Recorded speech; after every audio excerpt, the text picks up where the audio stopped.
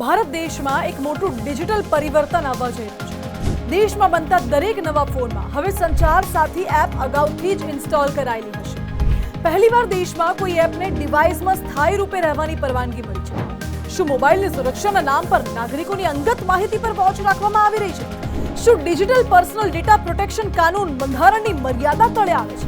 શું દુનિયાના અન્ય દેશોમાં પણ આવી એપ ચાલે છે? કેન્દ્ર સરકારના નિર્ણય બાદ ટેકનોલોજીના જાણકારો, ડિજિટલ અધિકાર સમૂહ અને સામાન્ય યુઝર્સ વચ્ચે જાતજાતના સવાલો ઉઠી રહ્યા છે। નમસ્કાર, આજનું જાણવા જેવું સાથે હું છું માનસી સોની। આ એપનું પ્રાથમિક કાર્ય તો સાયબર સુરક્ષા અને છેતરપિંડી અટકાવવાનું છે। તે ટેલિકોમ યુઝર્સને સિમના દુરુપયોગ, મોબાઈલ ચોરી અને ડિજિટલ કૌભાંડોથી બચાવવા માટે રચાયેલી રાષ્ટ્રવ્યાપી સિસ્ટમનો જ એક ભાગ છે।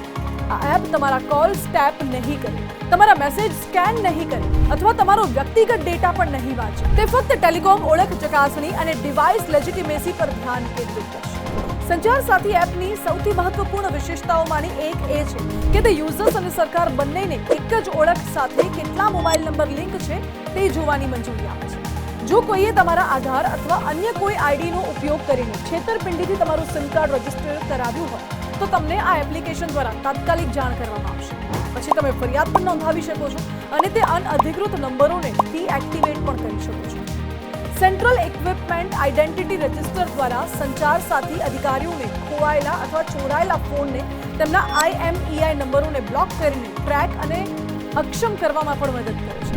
એકવાર બ્લોક થઈ ગયા પછી ડિવાઇસ દરેક ભારતીય નેટવર્ક પર બ્લોક થઈ જાય છે, ભલે ચોર સિમ કાર્ડ બદલી નાખે।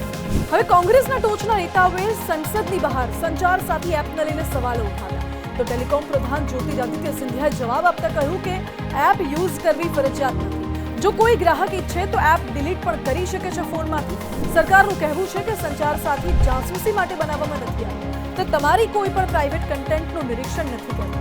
તેનો scope telecom identity, device validity અને ફ્રોડ સંબંધિત રિપોર્ટિંગ સુધી જ વિસ્તરે છે।